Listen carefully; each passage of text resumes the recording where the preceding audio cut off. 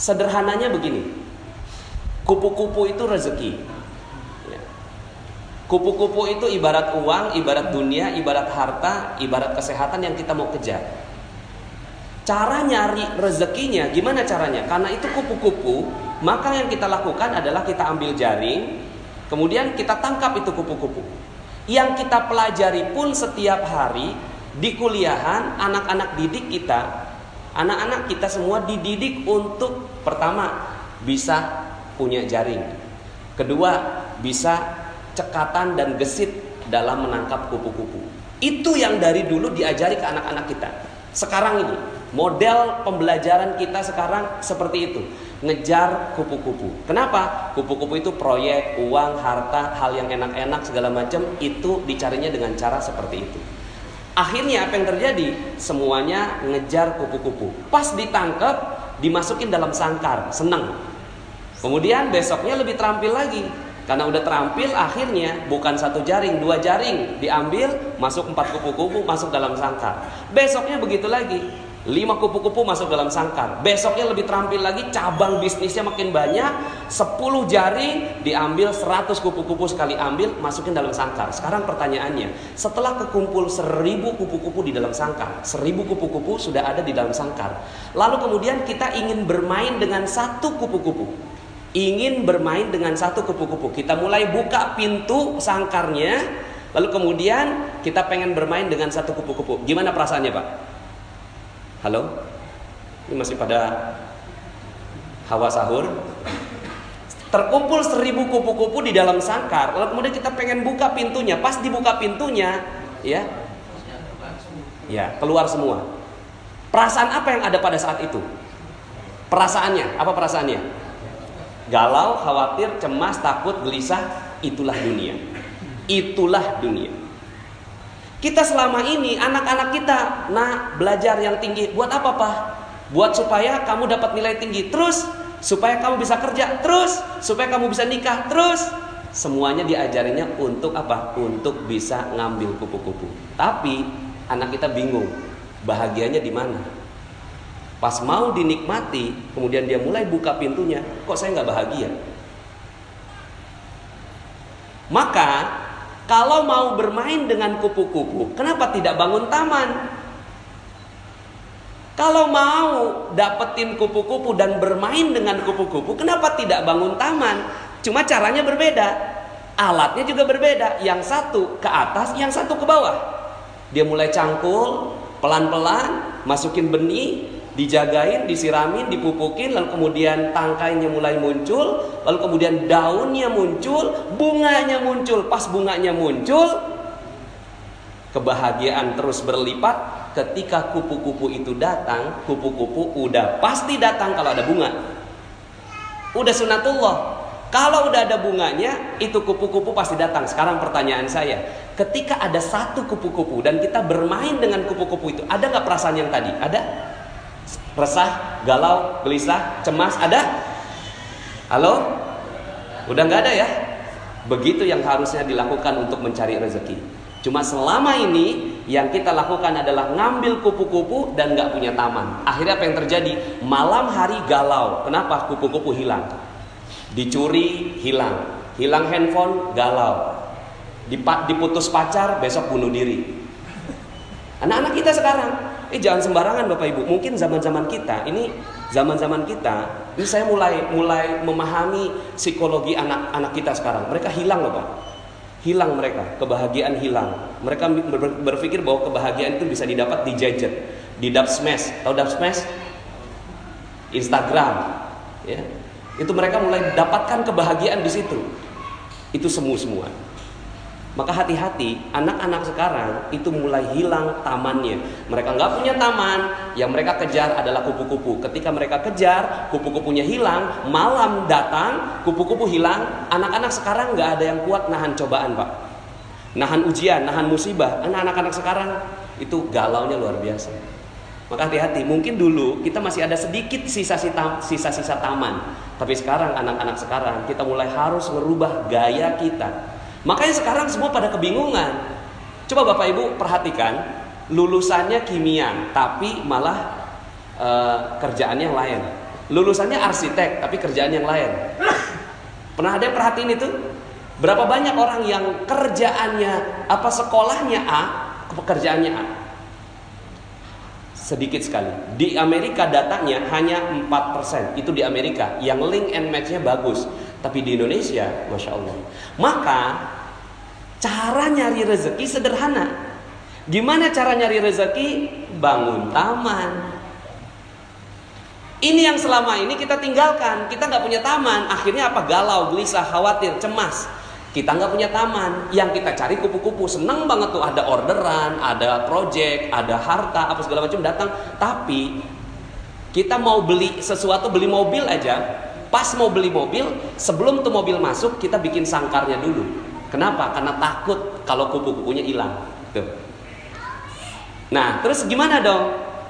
Ya udah, sekarang ganti fokus. Kalau kemarin tadi kan semalam kan saya bilang utang tuh lunas, ya kan? Karena memang kalau kita masih ada hawanya hawa utang, itu rezeki nggak akan pernah datang. Hawanya hawa utang, rezeki nggak bisa datang. Ya. Tapi kalau hawanya utang udah lunas, insya Allah gampang banget tuh datang. Nah itu salah satu tamannya rezeki. Nah untuk memupuk itu ada 3 hal. Ya. Ini tadi saya dipesanin, Ustadz kultum aja, benar-benar kultum, kuliah 7 menit. Ya udah, saya cuma kasih kisi-kisinya. Fokuslah pada 3 hal ini. Fokuslah pada 3 hal. Pertama, pikiran yang positif. Pikiran yang positif bahwa segala sesuatu bagus, segala sesuatu indah, husnudzon billah. Ini adalah taman yang paling indah. Taman yang paling indah adalah husnudzon billah. Husnudzon billah itu apa? Pokoknya semuanya positif dah. Masuk rumah sakit positif, ya kan? Bangkrut positif, ya. Jalanan kemarin macet apa penuh? Nah, penuh. Udah nggak ada jalanan macet di Jakarta ya. Nah, ini namanya positive thinking. Ajarin anak-anak kita ini tentang husnudzon billah.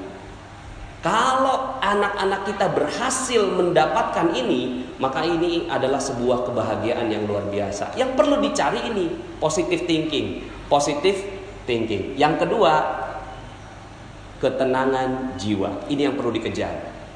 Ketenangan jiwa ini namanya positive feeling. Kalau bahasanya kan positive thinking, positive feeling. Rasa itu harus tenang, cool, damai, enak, setenang samudera. Nggak boleh ada perasaan deg-degan. Deg-degan sedikit, itu langsung hilang seluruh rezeki. Jadi misalnya nih, kita punya utang, katakanlah masih punya utang ya, orang sana ya. Kalau di sini kan udah nggak ada yang punya utang ya. Orang sana masih ada utang. Terus kemudian gitu ya, ketemu sama debt kolektornya. Udah 1 bulan selalu menghindar sama debt kolektor. Pas banget saat itu dia lagi ngantri makanan di mall, pas balik debt kolektornya ada di belakang. Kira-kira bagaimana jantungnya? Ya. Mau copot katanya. Deg-degan, berdebar. Berdebar adalah ciri rezeki hilang.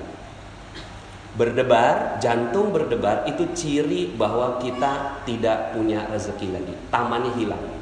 Maka apa yang harus dilakukan? Yang harus dilakukan mendidik jiwa supaya tenang dalam segala kondisi. Bisa nggak kita seperti itu? Nah kalau bisa seperti itu, itulah harta kekayaan terbesar. Cuma gimana cara ngedidiknya ini? Ya ini panjang banget ini penjelasannya. Tapi misalnya begini Pak, ya kejadian ada yang konsultasi sama saya, anaknya meninggal dunia. Suaminya mundurin mobil, anak umur 1 tahun dilindes ya, sama sang ayah. Yang lebih tragis, kakaknya ngelihat dengan mata kepala sendiri ini adiknya dilindes sama ayahnya sendiri, dan sakaratul maut mati saat itu juga. Sang istri keluar lagi masak, pas ngeliat gitu kan, menggelepar-gelepar gitu, digedor-gedor pintu jendelanya, terus kemudian turun sang ayah. Berempat ngeliat dengan mata kepala sendiri tuh anak meninggal dunia dengan hancur badannya. Sekarang pertanyaan saya, bisa nggak saat itu jantungnya tidak berdebar? Alhamdulillah. Itu yang harus dikejar. Kalau itu bisa, alhamdulillah nih ibu, alhamdulillah dia mau ngikut saya ajarin pelan-pelan sampai akhirnya tuh ibu mengatakan, siap Ustadz, alhamdulillah, terima kasih. Udah, selesai. Dan ternyata itu adalah kunci rezeki buat sang ibu. Lah kita berapa banyak kita melakukan kesalahan rezeki. Kita deg-degan. Tanggal 25 gaji udah mulai habis, order belum nyampe, gimana perasaannya? Ya. Terus kemudian dagangan belum laku, gimana perasaannya? Padahal itu semua rezeki akan hilang. Nah, kejar nih ini. Cuma memang ya, nah ini memang perlu banyak sekali kajian tentang positive healing. Cuma bocorannya adalah positive healing hanya bisa didapatkan dengan ibadah. Positive feeling hanya bisa didapatkan dengan ibadah. Kalau positive thinking masih bisa sendiri. Positive thinking nih, bagus itu, oke, alhamdulillah, gitu ya, masih bisa. Tapi kalau positive feeling udah nggak bisa lagi dengan upaya sendiri, dia harus butuh bantuan Allah Subhanahu Wa Taala. Maka di titik itulah ibadah berkumpul seperti ini mahal harganya. Ini kumpul begini Pak, ini mahal sekali. Kalau orang tahu betul yang namanya rezeki, oh itu dikejar yang kayak gini. Ada orang kumpulan apa? Duduk tenang, damai. Kenapa? Ada malaikat di sini. Malaikat itulah yang bikin ketenangan hati. Makanya Allah katakan, ala bidzikrillahi tatmainnul qulub. Ingatlah hanya dengan mengingat Allah maka hati bisa positive feeling. Nah. Cuma selama ini ya kita nggak kejar ini, coba sekarang kejar. Aduh, yang saya mau kejar adalah positive feeling, ketenangan jiwa. Karena itulah kekayaan sebenarnya. Kekayaan sebenarnya bukan harta, bukan mobil, bukan rumah, bukan yang lain. Tapi ketenangan jiwa adalah kekayaan sebenarnya. Ya, dikatakan oleh Rasulullah SAW, laisal ghina an kasratil arad, walakinnal ghina ghinan nafs. Bukan kekayaan kamu punya banyak harta, tapi kekayaan adalah tenangnya jiwa. Di penjara senang, ditangkap senang, ya bahagia, semuanya tenang, cool, mau digantung aja senyum. Tuh, kalau kita mampu seperti itu, maka itulah kekayaan sebenarnya. Cuma selama ini kita nggak kejar, yang kita kejar cuma duit aja. Di mana ngejarnya? Lailatul Qadar adalah malam kemuliaan, tempat di mana Allah turunkan ketenangan jiwa. Kalau itu didapat, tenang sekali. Nah yang ketiga lebih dalam. Ini aja udah bagus, masya Allah. Positive thinking, positive feeling. Yang terakhir positive motivation. Positive motivation, motivasinya semua positif, semuanya positif. Ya, bahwa motivasinya bukan untuk mencari uang, motivasinya untuk membahagiakan orang lain. Nah ini panjang sekali kajiannya. Ya, mudah-mudahan dalam kesempatan yang lain. Ini pokoknya cirinya 3 aja. Kejar ini. Nggak penting tuh jurusan, nggak penting tuh kuliah, nggak penting tuh sekolah.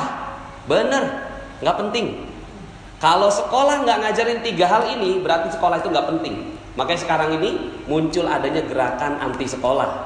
Kenapa? Karena di sekolahan anak-anak berantem juga, ya.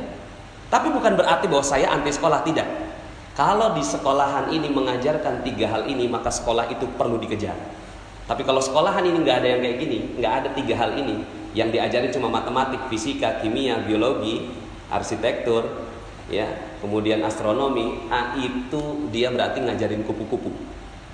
Tapi kalau dia ngajarin taman, dia ngajarin 3 hal ini, sehingga anak ada apapun dia senang, bahagia. Anak ada apapun dia tenang. Ada azan, dia langsung lari ngejar tuh azan. Kenapa? Di situ ada ketenangan jiwaku, Pak. Di situ ada ketenangan jiwaku, Mah. Maka aku akan kejar itu. Kalau ada sekolah yang ngajarin kayak gini, kejar itu sekolah. Karena itulah sebenar-benarnya kekayaan. Demikian, mohon maaf atas segala kekurangan. Kita balik semuanya.